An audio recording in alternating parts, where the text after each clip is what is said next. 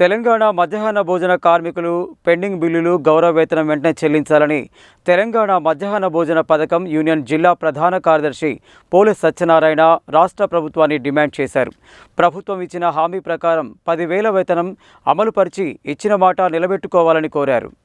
ఆదివారం స్థానిక దొడ్డికొమరయ్య భవనంలో నేడు రాజలక్ష్మి అధ్యక్షతన యూనియన్ జిల్లా విస్తృత స్థాయి సమావేశం నిర్వహించారు. ఈ సందర్భంగా సత్యనారాయణ మాట్లాడుతూ మధ్యాహ్న భోజనం వండి పెట్టడానికి కార్మికులు అప్పులు తెచ్చి రుచికరమైన వంటలు చేసి విద్యార్థులకు అందిస్తూ అనేక ఆర్థిక ఇబ్బందులు ఎదుర్కొంటున్నారని అన్నారు. వెంటనే ప్రభుత్వం స్పందించి పెండింగ్లో ఉన్న బిల్లులు వేతనాలను చెల్లించి ఆదుకోవాలని ప్రభుత్వాన్ని కోరారు. కాంగ్రెస్ ప్రభుత్వం అధికారంలోకి రాగానే కార్మికులకు 10,000 వేతనం ఇస్తామని తమ మేనిఫెస్టోలో పెట్టారని, అధికారంలోకి వచ్చి సంవత్సర కాలం కావస్తున్నప్పటికీ నేటికి అమలు చేయలేదని, వెంటనే ఇచ్చిన హామీ ప్రకారం 10,000 రూపాయల వేతనం చెల్లించాలని డిమాండ్ చేశారు.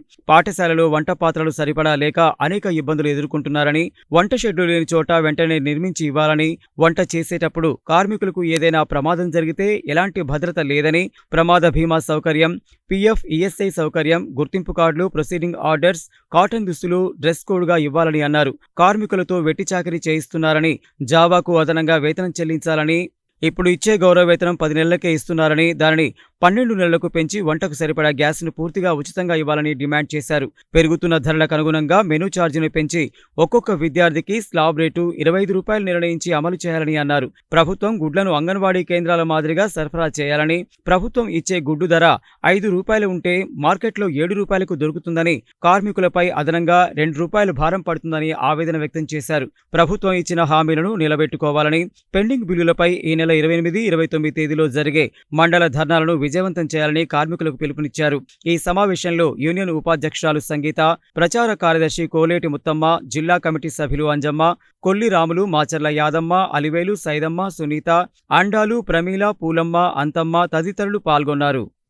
కాంగ్రెస్ ప్రభుత్వము అధికారంలోకి రాకముందు మేము అధికారంలోకి వస్తే మెనూ ఛార్జ్ పెంచుతాము, మీ వేతనం కూడా పెంచుతామని చెప్పి తమ మేనిఫెస్టోలో కూడా కార్మికులకు 10,000 రూపాయలు వేతనం ఇస్తామని చెప్పారు.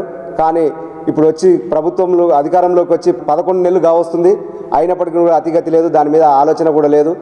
కాగా కార్మికుల మీద విపరీతమైన ఒత్తిడి తీసుకొస్తూ ఉన్నారు. ఒత్తిడి తీసుకొచ్చి మీరు చేస్తే చేయండి, లేకపోతే వెళ్ళిపోండి అని బెదిరింపులకు పాల్పడుతున్నారు. ఇది సరైంది కాదు. మీరు గురుకుల పాఠశాలలో చూసినట్లయితే ఇవాళ వాళ్ళందరికీ కాస్మెటిక్స్ ఛార్జ్ పెంచిరు, కానీ ప్రభుత్వ పాఠశాలలో ఉన్నటువంటి పిల్లలకు మెనూ ఛార్జ్ పెంచలేదు. ఇవాళ జైల్లో ఉన్నటువంటి ఖైదీలకు పౌష్టికాహారం అందించడానికి ప్రభుత్వం ఖర్చు వెచ్చిస్తుంది, కానీ భావి భారతపరులుగా ఎదిగే పిల్లలకు పౌష్టికాహారం ఇవ్వడానికి సరైన మెనూ ఛార్జ్ లేదు. దీన్ని వెంటనే ప్రభుత్వము ఆలోచన చేసి మెనూ ఛార్జీ ఒక్కొక్క పిల్లవాడికి స్లాబ్ రేట్ 25 రూపాయలు పెంచాలని ప్రభుత్వాన్ని డిమాండ్ చేస్తూ ఉన్నాము.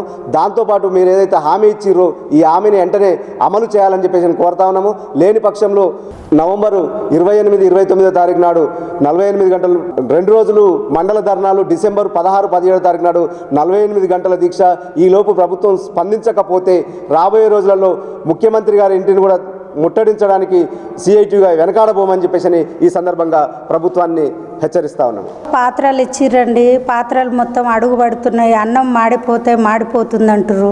ఏది లేకుండా అన్ని అవకతవకలతోటి అటో ఇటో సరి చేసుకొని మేము కష్టపడి, ఎందుకంటే ఫస్ట్ నుంచి రూపాయి పావుల కాడ నుంచి కష్టపడ్డాం. ఎప్పుడో ఏ ప్రభుత్వం అన్నా వచ్చి ఈ కార్మికుల కష్టాలు గుర్తించుకొని ఎవరన్నా ఒకరు సహాయం చేస్తారు, వీళ్ళు పిల్లలకు సేవ చేస్తారు, కానీ మాకు ఒక గుర్తింపు కలుగుద్దన్న ఆశతోటి ఇప్పటిదాకా కూడా మేము ఎంత అవకతవకలు వచ్చినా ఎదుర్కొంటూ మేము పిల్లలను ఇబ్బంది పెట్టకుండా సేవ చేస్తున్నాం, వండి పెడుతున్నాం. సార్ ఎక్కడోళ్ళు వచ్చినా కూడా, ఎవరు వచ్చినా, ఏ రాజకీయ నాయకుడు వచ్చినా, ఎవరు గెలిచినా, ఎవరు చేసినా, ఏ ఎమ్మెల్యే వచ్చినా కూడా హడావుడికి వచ్చి అటు ఇటు చూసుకొని ఇది ఉందా అది ఉందా అని చూసిపోతారు.